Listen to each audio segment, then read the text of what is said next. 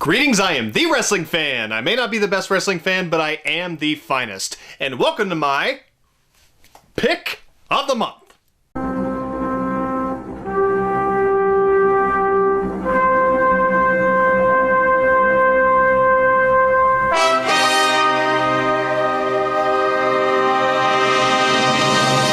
That's where I pick a match that I feel is underrated, which also happened that month, and give it some much deserved attention. Now, there's a certain pay-per-view coming up at the beginning of next month, and on the original incarnation of my show, I would dedicate the entire month of March to celebrating it. And I'd kind of like to bring that back. So, for anyone who watched that version of my show, I'm sure they're kind of excited. Hopefully really excited. For all you newcomers, let me introduce you to WrestleMania Month! You know what's funny? I used to find that really annoying back in the day, you know, just like a Michael Cole heel turn, but now I find it very nostalgic and charming.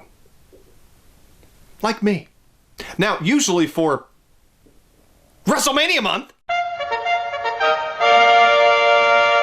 I'd usually find a match from the granddaddy of them all to shine a spotlight on, but I'm doing something a little bit different this time.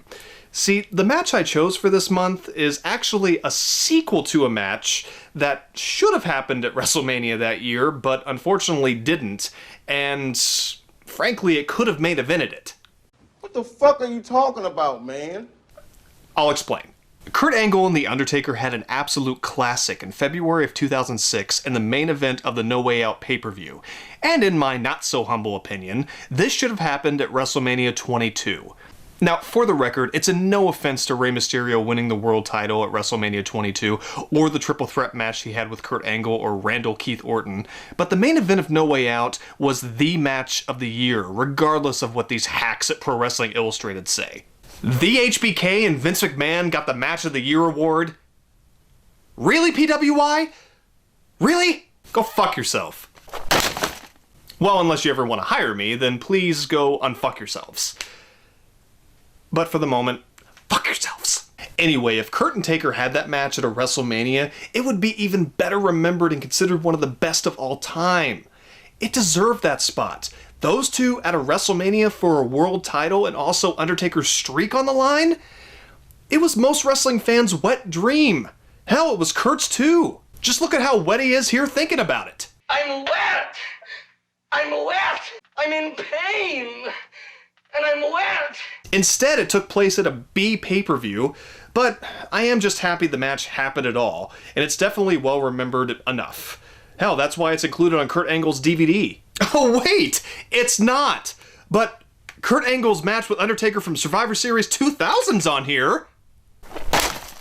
But Kurt Angle and The Undertaker did have a rematch for the world title shortly after their No Way Out main event classic that is almost as good, it just has kind of a lame finish, but it definitely deserves to get some credit. So, my pick of the month for March 2021 is The Undertaker vs. Kurt Angle for the World Heavyweight Championship on Smackdown, which took place on March 3rd, 2006. Let's get this out of the way. The sequel is almost never as good as the original, and this match isn't as great as their No Way Out classic, but it's still damn great. It's just a bit rushed because it's TV, and that's what happens. And commercial breaks means you don't get 100% of a fantastic encounter. Still though, even with saying all that, this match was a blast to rewatch. I have not seen it since it aired in 2006, but I always remembered it, and for good reason.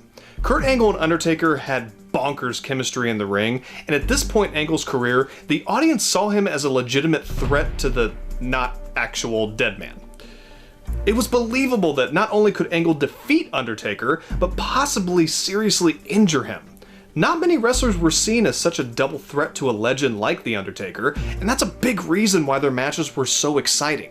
This match on Smackdown wasn't just a rehash of No Way Out, which I appreciated. It told a different story with Angle more scared than before, and Undertaker angry and driven after how he lost in their previous encounter. Spoilers! Taker warned him that he could beat him, or he just wanted to talk on the phone later. I got your number. I'm not done with you. You could see Angle's confidence dwindle as the match progresses, and it seems like it's Undertaker's time, and he can't be beaten. Not to beat a dead horse, which I wouldn't anyway. That's a weird expression. But this story would have worked brilliantly at WrestleMania 22.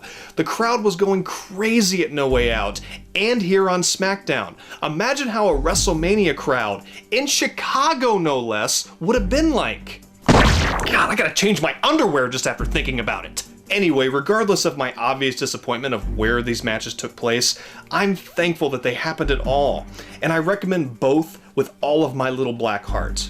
Their SmackDown match is a masterful encounter from beginning to end, even though, like I said before, the ending is disappointing, but it had to happen so both men could go on their different paths to WrestleMania 22.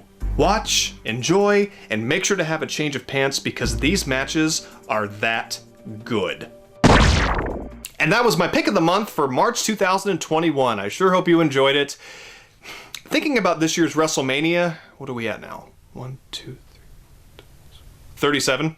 I'm 37? I hope there's a match even half as good on one of those nights as an Undertaker and Kurt Angle match. I highly doubt it, but I'm gonna keep my hopes up. You have to when it's time for WrestleMania. I didn't say month, but thank you for your enthusiasm. But anyway, I'm the Wrestling Fan, and I'll still be the Wrestling Fan in the next video as WrestleMania month continues. I wonder what's in store for me.